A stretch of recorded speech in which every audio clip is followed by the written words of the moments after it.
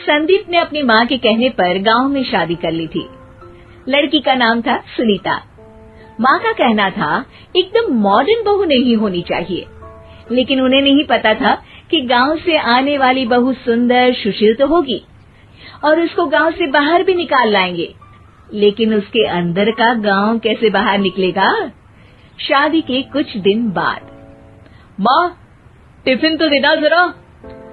बेटा अब तो स्कूल नहीं ऑफिस जाता है, माँ से नहीं अपनी बीवी से टिफिन मांगा कर। ओके माँ। सुनीता टिफिन ले आओ। 1 किलो टिफिन, इसके अंदर पिस्ता डाल दिया है। पिस्ता?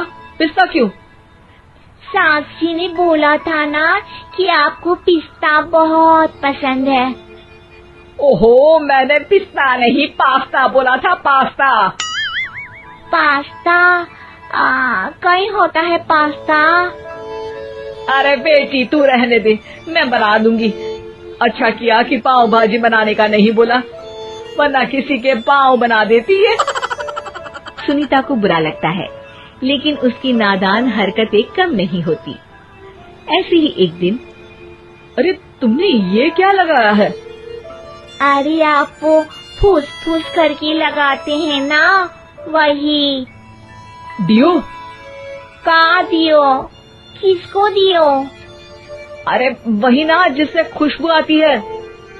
हाँ सही पकड़े हैं। अच्छा लेकर तो आना। कौन सा डियो लगाया तुमने? अभी लेकर आते हैं जी। संदीप की बात मानकर सुनीता अंदर से खुशबू वाला फुसफुस लेकर आती है। OMG!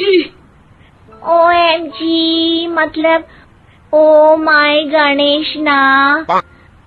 अरे OMG छोड़ो, और ये खुशबू वाला फुसफुस की बात कर रही थी तुम? हाँ इसी की, फिर से सही पकड़े हैं। अरे देवी, लेकिन आप सही नहीं पकड़े हैं, ये डियो नहीं है। डियो नहीं है तो क्या लियो है? अरे ये रूम फ्रेशनर है, जिसको कमरे में छिड़कते हैं, खुद पर नहीं। कोई बात नहीं, माँ कहती थी आत्मा किराएदार है, शरीर एक किराए का कर्म। हम शरीर पे ये डाल लिए तो क्या फर्क पड़ जाएगा। अरे बहू, ओ बहू, मेरे लिए फल तो ले आ, फिर मैं बाजार जाऊंगी। सुनीता अपनी सास के लिए फल लेकर आती है। अरे बेटा, पपीता, तरबूज और सेब फल ऐसे कैसे खा लूं? काट कर तो ले आ।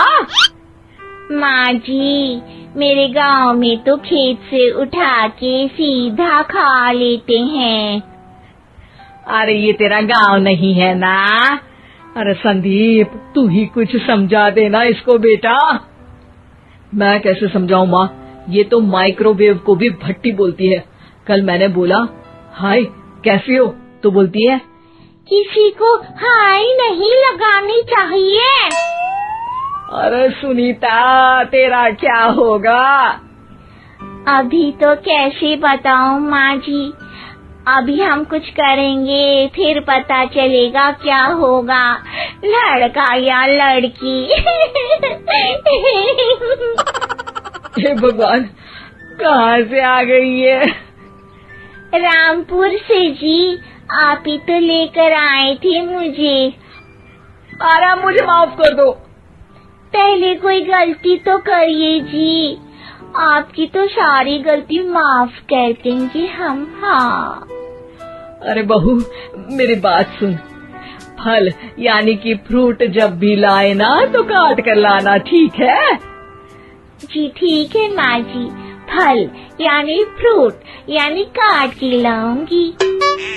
सुनीता रोज ही कोई ऐसी हरकत कर देती जिसकी वजह से उसे घर में 2 बातें सुननी पड़ती। एक दिन, माँ, मेरे बॉस घर पर आने वाले हैं शाम को, उनका बर्थडे है, फैमिली साथ नहीं रहती उनके, तो यही पार्टी कर लेंगे। उनको अच्छा लगा तो शायद मेरा प्रमोशन भी हो जाएगा। मैं ना फ्रूट केक लाकर फ्रिज में रख दूंगी और तेरे साथ आज खाना मैं बनाऊंगी, ताकि जब साहब आए तो खाने में कोई गड़बड़ ना हो। शाम को जब सारी तैयारियां हो जाती है, संदीप के साथ बड़े साहब भी घर आते हैं। आप फ्रूट केक तो ले आना बहू, फिर खाना खाएंगे। अरे इस सब की क्या जरूरत थी, आपने बुलाया वही काफी है। सर, आपका परिवार शहर में नहीं है तो हम ही आपके परिवार जैसे हैं सर। इतने में ही सुनीता फ्रूट केक लेकर आती है और बड़े साहब की टेबल पर रख देती है, और जैसे ही केक के ऊपर का बॉक्स हटाती है, ओह, ये क्या है? केक तो कटा हुआ है, मैं तो ऐसा नहीं लाई थी। आप मुझे शाबाशी दे सकती है माँ जी, मैंने ही केक काट दिया। आपने कहा था ना, फल यानी फ्रूट यानी हमेशा काट के लाना, तो फ्रूट केक भी तो फ्रूट ही है ना, तो मैंने पहले ही काट लिया। हूँ ना मैं समझदार। अरे बहू, ये क्या किया? केक हमेशा वही काटता है जिसका जन्मदिन होता है। तुझे एक बात भी समझ नहीं आती, एक नंबर की बेवकूफ है। पूरा माहौल बिगड़ चुका था।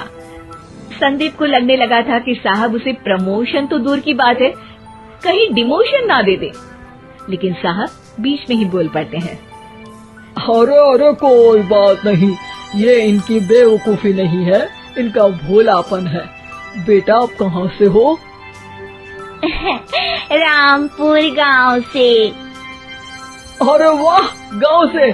फिर तो आपके गांव में ताजे फल और सब्जियां मिलते होंगे।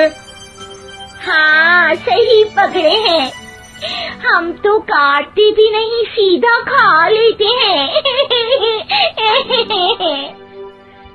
मैं ना एक बार तुम्हारे गांव घूमने जरूर चलूंगा। क्यों संदीप, ले चलोगे ना? मुझे गांव घूमना बहुत पसंद है। बस फिर क्या था, संदीप और सास दोनों खुश हो गए, क्योंकि साहब को सुनीता ने गांव की बात करके खुश कर दिया था। अब संदीप का प्रमोशन पक्का था। शिक्षा, कभी भी किसी भी गलती पर घबराना नहीं चाहिए। हो सकता है कि उस गलती की वजह से आगे बड़ा फायदा हो जाए।